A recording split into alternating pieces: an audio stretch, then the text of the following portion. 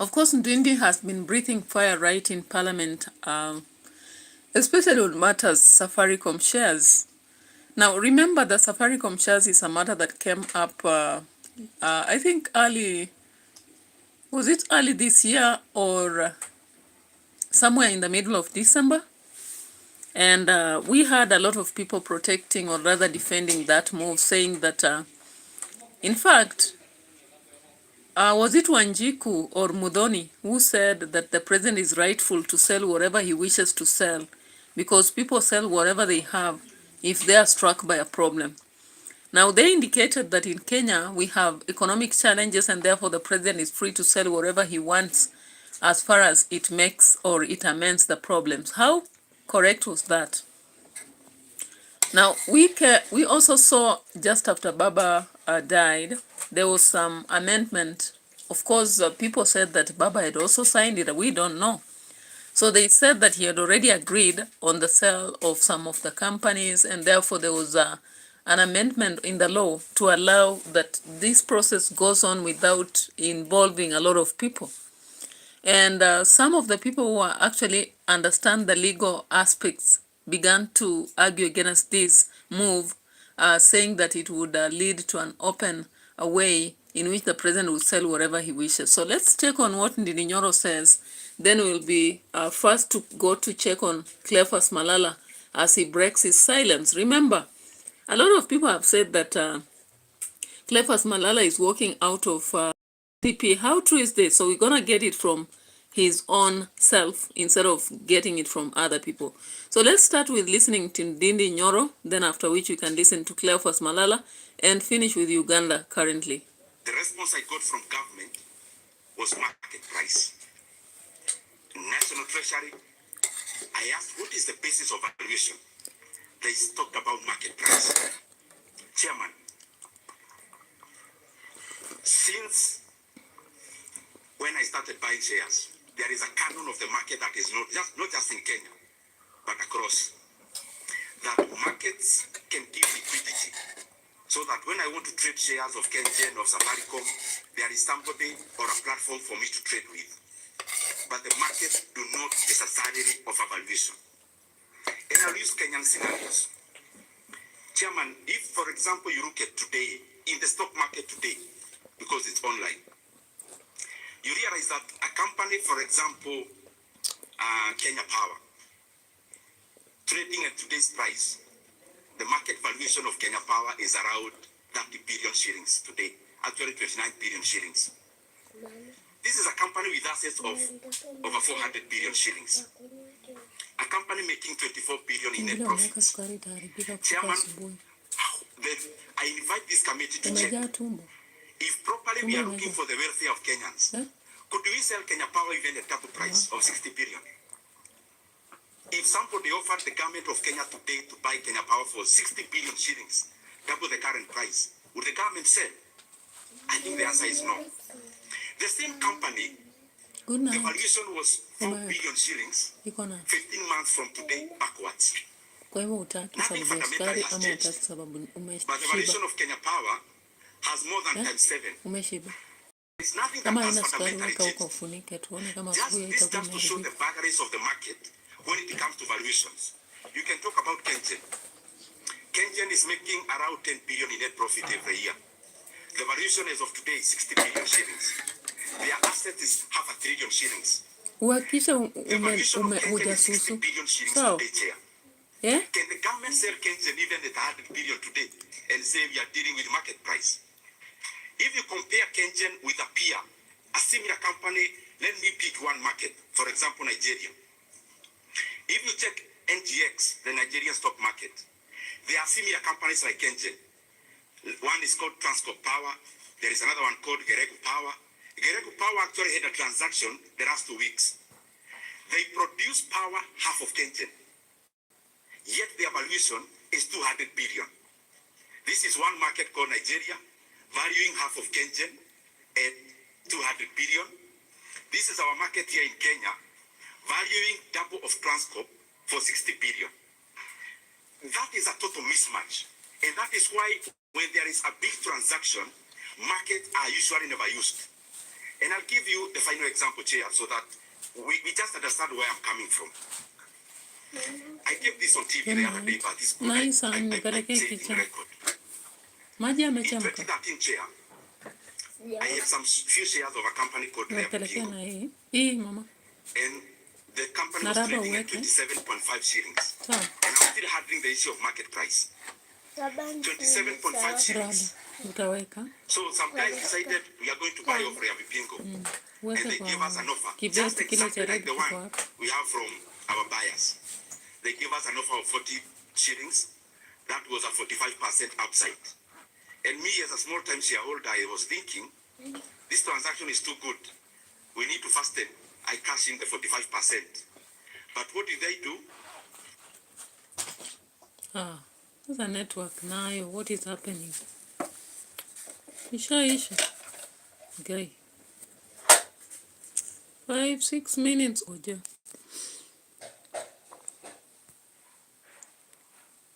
What is happening?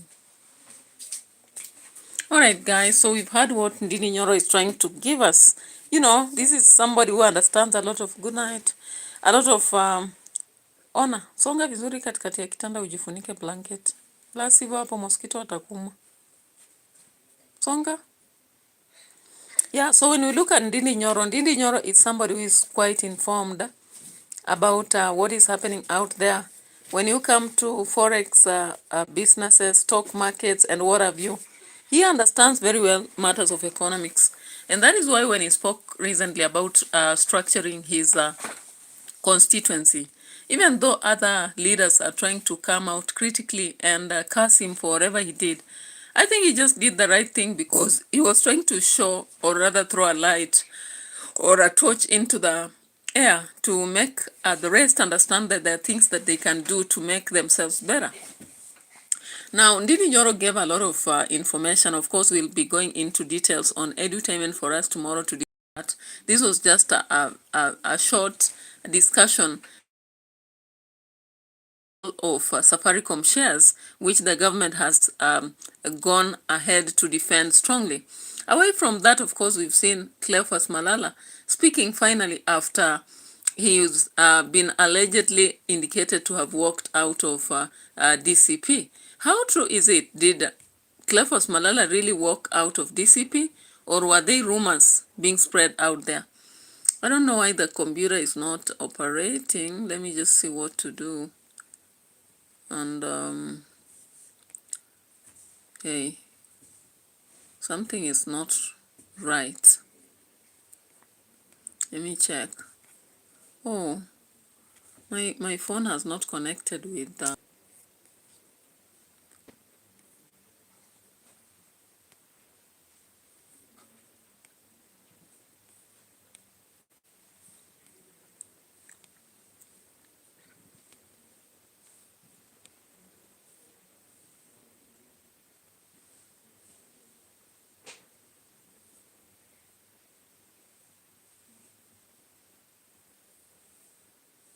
Na ulitoa uniform yako yote?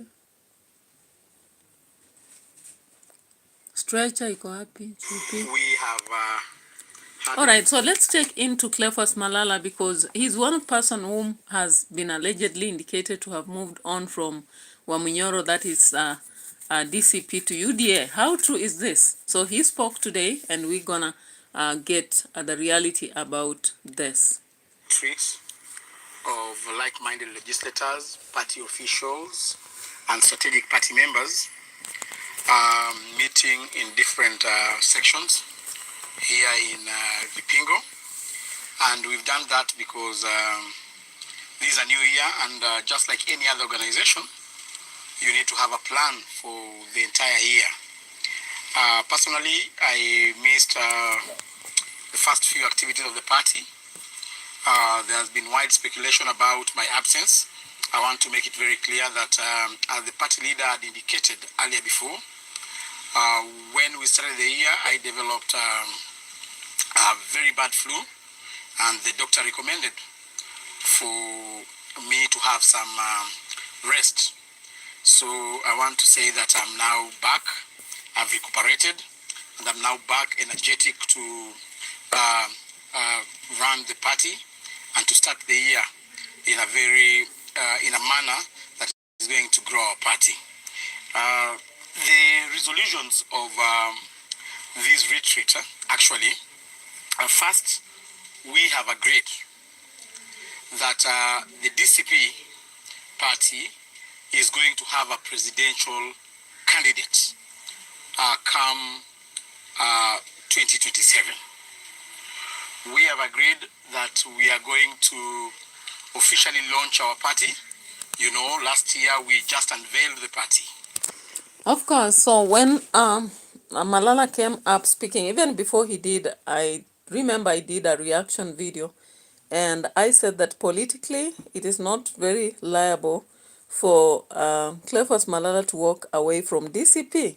He has done a lot for the party, and it doesn't make sense that he would walk away, because if he does walk away, where does he end? As far as people don't talk about, we don't have permanent enemies in politics. We don't have very quick friends also in politics. You cannot jump from one party to another, and that's why you've seen even Kalonzo has been firm in his own party Wiper. He has not been able to be swayed to UDA, even though he has been in the cold this time round. So that tells you that it's not easy just to wave from one party to another. It will be killing yourself politically, right? So I believe there is no way Cleophas Malala is going to ditch Gachagua, or rather DCP, because already he saw that there was some success in the party when Kisa East had a candidate who won, and he has high hopes that the opposition will actually lead him somewhere. For those people who know the history of Cleophas Malala, he cannot quickly go back to the government, because when he used to stand with it, he was humiliated. He received a very tough slap from it, and it's not easy to actually regain sanity in that process. Uh, as we can see, Malala is not going back to UDA anytime soon. So what I think is that there are just people who are trying to use that absence. You know, people are really watching. Like recently we saw Sifuna and Babu missing in Busia and Kakamega, and of course people speculated that they had been pushed out. But the reality is that ODM itself did not just invite everybody. Osoti said it yesterday, that he learned about that meeting while in South Africa. And on coming back, he just found that the party had held meetings. And he was not happy about what Arat said, calling some of them dogs that are barking for no reason. And what Gladys Wanga said, that they have to go for supporting the UDA. You know, so those controversies are growing up.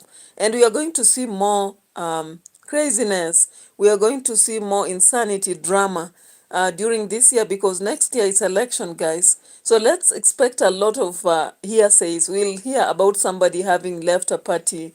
We'll hear about somebody moving to a different party.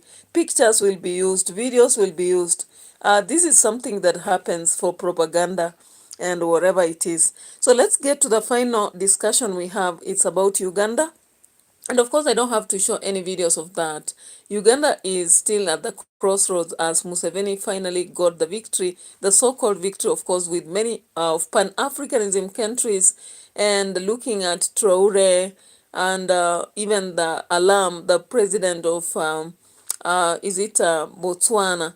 So many nations have felt that it was a disgrace for Uganda to actually come up with elections where they were already predetermined. Pan-Africanism itself indicated that the figures that Museveni gave, indicating there had been leakages on the side of the opposition by Bobby Wine, were exactly what they manipulated and made sure they accrued votes in relation to that number. So a swing of 75%, while Bobby Wine got 20-something%. Remember the last time Bobby Wine won with around 40-something and Museveni 50-something. So this time round, it was almost getting to Tanzania's situation. And looking at that, if that trend goes on in Africa, it's going to be a very difficult and tough moment.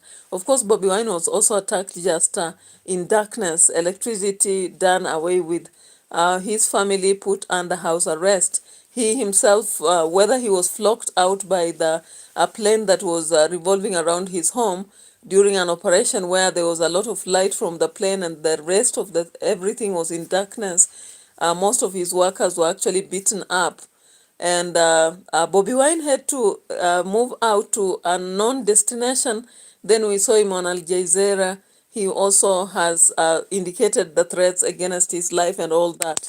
Remember, he's not the first candidate in Uganda to face this. Besigye tried it, and he has been in horrible circumstances, including, unlawful arrests. And of course, Bobby Wine is following the same trend.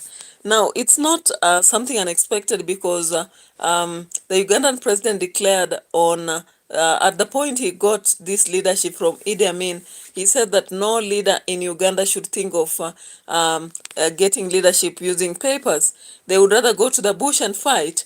And of course, Muhozi, his son, has come out to do a lot of very cruel tweets. And of course, let's hope for the best. But Uganda, we just pray for them. So I'll end at this. I didn't want a long video on a life saga because it's just something to make sure that a video goes on every day. Otherwise, thank you so much for watching me. I also will appreciate if you go to edutainment and watch me. Bye bye for now. Adios. Let's see tomorrow again. Tea.